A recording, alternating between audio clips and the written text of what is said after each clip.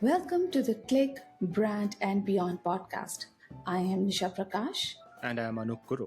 Let's discuss the campaigns, strategies, and tactics that makes marketing effective for small businesses in India. We bring you the best practices to help you grow your brand and business using the latest tools and trends.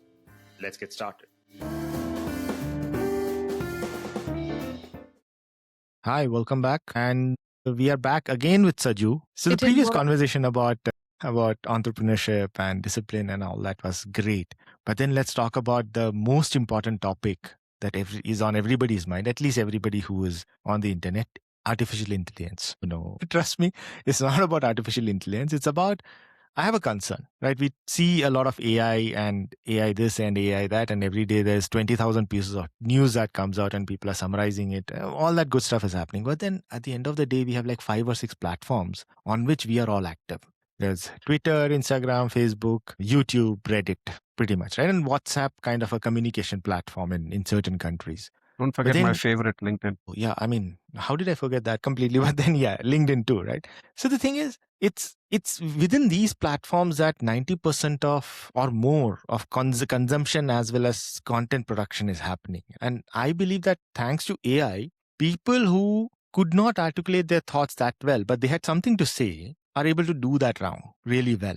And faster. I mean, they don't have to think, how should I write? What is the prose? What is the correct grammatical, this thing, punctuation and all the AI is doing a lot of heavy lifting in that. The thought is yours. The crafting and editing is being done by, let's say, a machine, and then you're posting something. Yes, it's not that everybody has something unique to say, right? But people are saying a lot of things and a lot of content is being produced. But the concern is not that. The concern is you're limited within these platforms, and the platforms kind of control what gets shown, what is being, displayed, what you consume. And of course, they can shut down things, they can promote things, they can artificially inflate certain things, trends can be manipulated, and so forth and so on.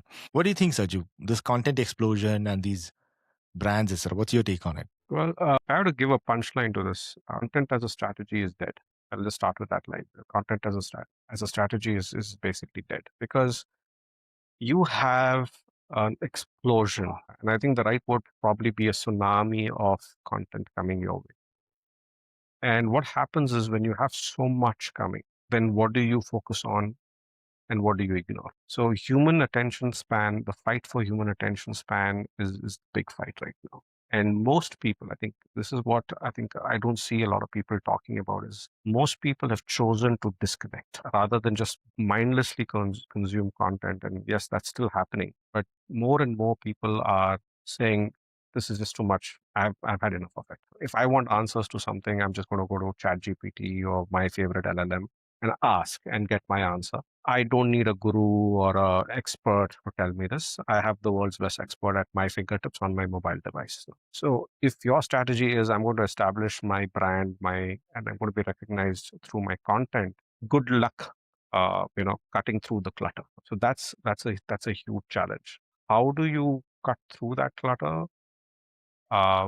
Yeah, that's a big question mark in this age of AI, right? I think what's happened is we've hit some sort of a reset button. There was the age of television ads and radio, that what we call above the line traditional media was the way to get your word out. Then social media came in, it hit the reset button. And today, as we end 2025, we are again in that same phase where a reset button has been hit. What comes out of this? That's still a question mark to be discovered. A very interesting question. Look, I'm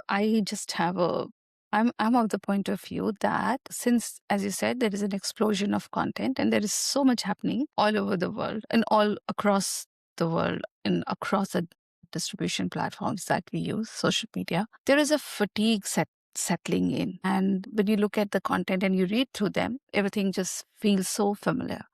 The style, the kind of words AI chooses to explain, the way it will write. And it's no surprise that people are switching off because it does feel on a very subliminal level, it does feel stilted. It doesn't feel real. And I have also noticed, for example, Medium is a platform where you can write long form content on a variety of topics. Medium is actively only releasing payout to those channels which are written by humans or those pieces. And it is very, very strict about the fact as a policy that if you have used AI to write, please mention that. So if you go on that platform, you will see that people have to specify, because if Medium comes to know that it's an AI written piece, they will close down that profile. So, and I also feel as a person, I would be more interested in reading what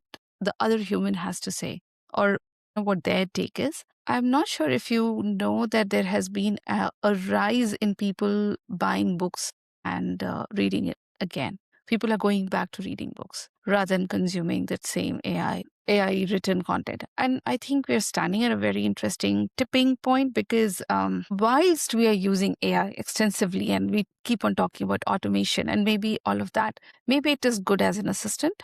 But if you really want to engage on a human to human level, I think the short duration in which AI has existed cannot undo the millennia of neural wiring that we have had, where we are able to connect to another human. So I don't know where we go from here. I think that remains to be seen, but it does seem like interesting times ahead. But AI does help in putting the thoughts together and collating, but only if you know what to do. Only if you're able to think, it kind of enhances the process, but it can't take over the human.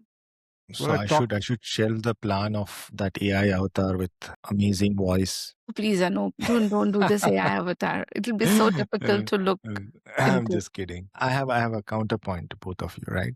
Saji, you said something that you had internet. It opened up a lot of the world. People could put their thoughts out. The internet 1.0, right? You could put your thoughts out there, etc. Then 2.0, the blogs and other things started coming up. So the non-technical user could start, speaking things. But still, the user needed to know how to write properly, how to articulate thoughts, how to be different, etc., right? Social media kind of opened it up. You don't have to be that thoughtful, articulate. You can just comment, thumbs up, etc. So it's kind of validation and other things became the mainstay. It shifted. It shifted from connectivity to consumption. That's the shift of social media. Now AI is making that content easy. I have things to say, but I'm not able to say them in a manner that is palatable to the rest of the public, let's say, or I'm not very articulate, or I'm unable to, let's say, put my thoughts into the English language for that matter. Let's say, I think in certain language, I don't know, maybe Spanish or Bengali or something like that, because that's my mother tongue, native tongue, and I've studied in that. And translating that into English is always difficult. You miss context. AI is allowing me to do that. So my access to the world is there. I'm able to speak out. My voice is being heard. One way of thinking about it from a content perspective, not just the other things. But then my voice, whatever I have crafted so carefully with AI, I have to go and dump it in one of these platforms. And I'm limited by the platforms. That's my concern. I'm not concerned that AI is what we call as AI slop, right? It's all the same. It's meaningless. It's not even entertaining. It's just there, right? Like the security videos, right? Security cam videos, lion eating something, or those are all AI created videos. It's just nonsense. But I'm saying I have put out something thoughtful, and I'm dumping it in the same. I mean, my video got uploaded just after, that AI rabbit video got uploaded. Of course, the consumption patterns are being determined by the platforms. So the counterpoint here is that AI opens up access to a lot more people. I think of it as the Star Trek universal translator, right? Suddenly I have the ability to communicate with people across the globe because it's very easy for that communication to happen. But my medium or my channel of communication still remains one of these platforms. And they determine what is shown to whom and how it is seen and etc. So do I have an answer? No. But I do have a concern that the gates were opened thanks to internet and the free access. Now there are guardians at the gate again. That the only way you will reach other people is through my platform. What do you do about it? So, Anup, I would say that they were guardians. The level of control that you see today with big tech, and it's easy to kind of blame big tech about this, is not very dissimilar from how the traditional media houses had gatekeepers that you had to kind of navigate through to get your voice in front of, let's say, a large audience, whether it was a newspaper, whether it was radio, whether it was television. And a lot of those, gatekeepers or even gates opened only if you had a lot of money. Today, it doesn't take that much money to open the gates of a social media company. if you're willing to promote your, what you have to say. I think you can get past that gate with a little amount of money, but here's where I think you would hit a bigger wall. Nisha mentioned this, you touched upon this as well. It's about the originality of what you have to say, the originality of your thought, the originality of your idea. That still resonates with us as human beings. If I'm saying what 100 other people are saying, or 1,000 other people are saying, or 10,000 other people are saying, you probably heard this before. And so when I see this, yeah, I've heard this before, move on. But when you hear something Things. original, and to Nisha's point about Medium kind of charging, only paying out those who generate human content, right? That is still, I would say, the original barrier. That original barrier was there 1,000 years ago, and it's there today, and it'll be there tomorrow, right? If you have something original to say and you're willing to spend a little money to kind of promote that out there, you can get your word out. But I think more importantly than the originality of the idea is how do you break free from the noise? And that's something I think we give too much weightage for an individual to do. Okay? Social media, where does things break out in social media? Why does something go viral? It's not because that person created something that went viral. It's something that struck a chord with a very wide audience, and that can't be programmed.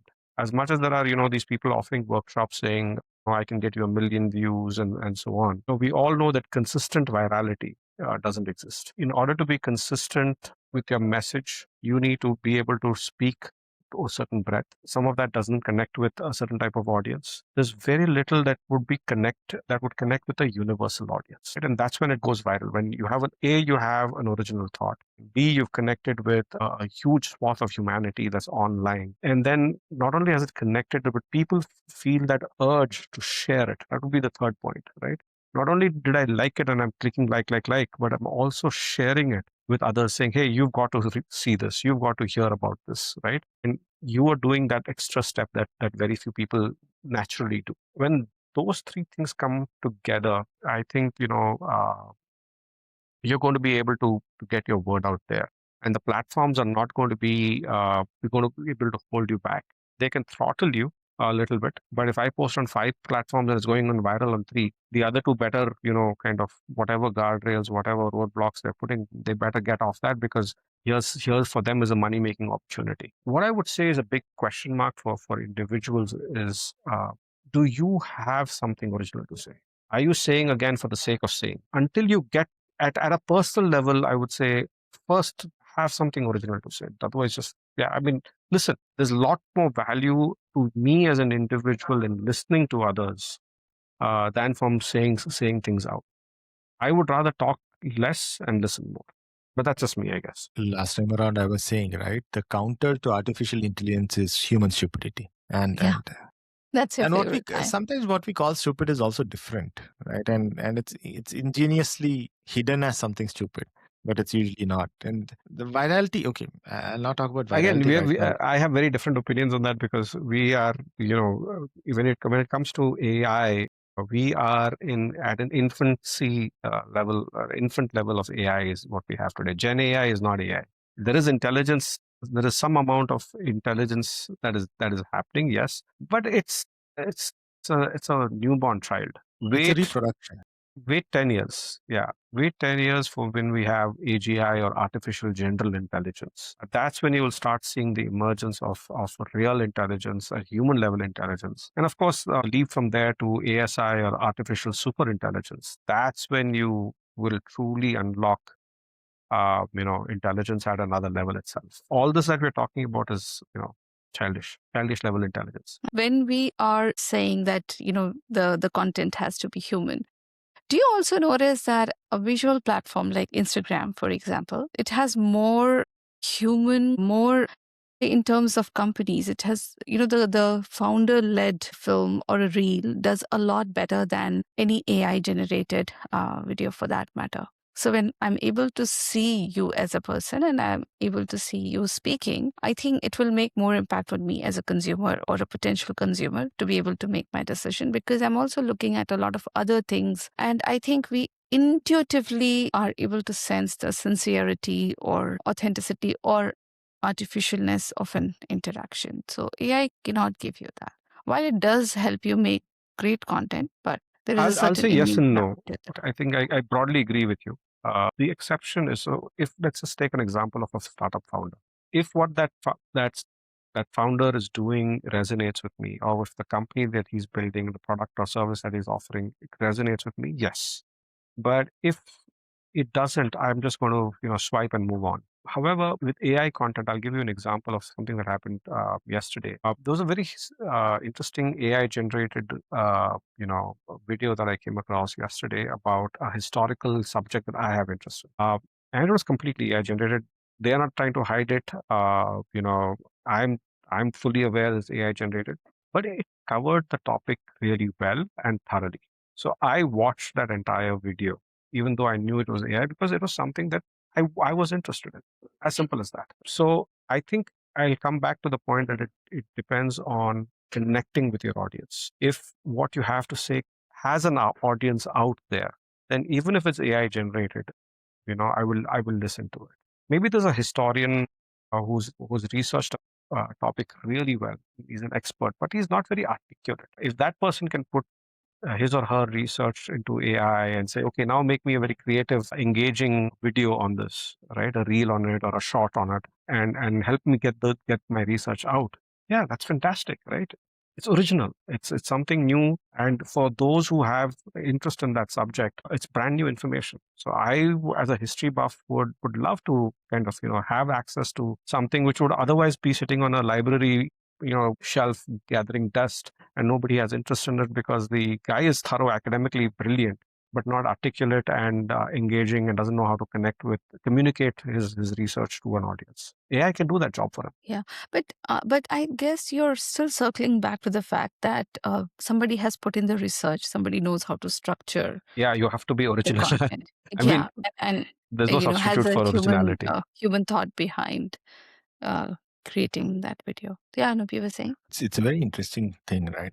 People are watching 5 hour, 6 hour long videos. And the interesting thing about this is what Saju said, right? I mean, many of them are very deep, detailed. It's for a niche audience. Not everybody will like to sit for 5 hours and, listen to, the benefits of garlic or something like that. But there is an audience for that. The 5 hours presentation for the matters. benefits of garlic. My God, Anup. No, I'm just kidding. I'm just kidding. But there are niche audiences. There are people who are listening to this, technology and things like that. Coding, for example. People watch coding videos, apparently. That's a thing. People do watch gaming videos for Gaming hours videos, together. yeah. Others are playing They and it may watch. watch other people playing games. Yeah, yeah, same as watching cricket or football for that matter. I mean, they are also games played by people, right? So why is it surprising? Okay, coming back to, see, AI produced content, presentation matters, right? What you're saying is correct. I mean, my point being, okay, you can put your thoughts out there with AI easily, but are your thoughts worth listening to is one part of it, right? Or are you just ranting? And is it similar to others or is it different? And thirdly, is it presented well? Because as human beings, somebody standing around and giving us lectures will put us to sleep until unless you're really invested in that topic. Whereas it's presented in an interesting manner, with slides and graphics and some moving things, and even with AI videos, it doesn't matter, right? I mean, if there is the presentation is clear, then people will listen to it. But it has to be original, which we all agree upon, and it has to serve a specific audience niche. The platform gods, whether they play in your favor or not, is completely left to chance at some level, right? And what we were talking about earlier, discipline. You can't just shoot one shot and say, okay, we are done. This should go viral. It will not happen. It'll take forever. I mean, it'll take a long time before you find that niche, find that audience, and find the people who are willing to engage with your content and your thought process and your, let's say, production. And I call it production. So content using AI should be a production, not a dump. That's what I feel, right? Well, Nisha, concluding thoughts from you. As usual, putting Nisha on the spot. You always do that. So, well, I'm really excited about what AI can do and is doing. It's even more interesting to see how people have used it. And you can see through the personality of people, people who are well read or who research or who are just superficial, using ChatGPT with a few prompts, or who are putting an effort into learning how to keep their prompts, actually does tell you about the various category of people. And as Saju just mentioned, he watched this entire film even though he was aware, but only because somebody had put in the effort to research and put this whole script together in a way that enhanced it with AI. Like we were discussing in the beginning of this talk, that AI is still in its infancy. So if it can do such amazing things right now, really excited about what's going to happen in the future and what we'll be able to do. So I'm still waiting for the day when AI generated feature film is released. That would be a very interesting watch. Gen AI, we don't talk about that enough, but lots of interesting things are happening in Gen AI, and I'm super, super excited. I mean, I want to be a part of that too. So that's also one personal project waiting to happen. That's a topic for another episode. That is. We'll Indeed. wrap up this episode. Thanks, Saju. Thanks for all the time you spent with us and the discussion. Wonderful having you here. Hope to have you back soon for other episodes too. Till then, take care. And to our audience members, thank you for being here till the end. Bye.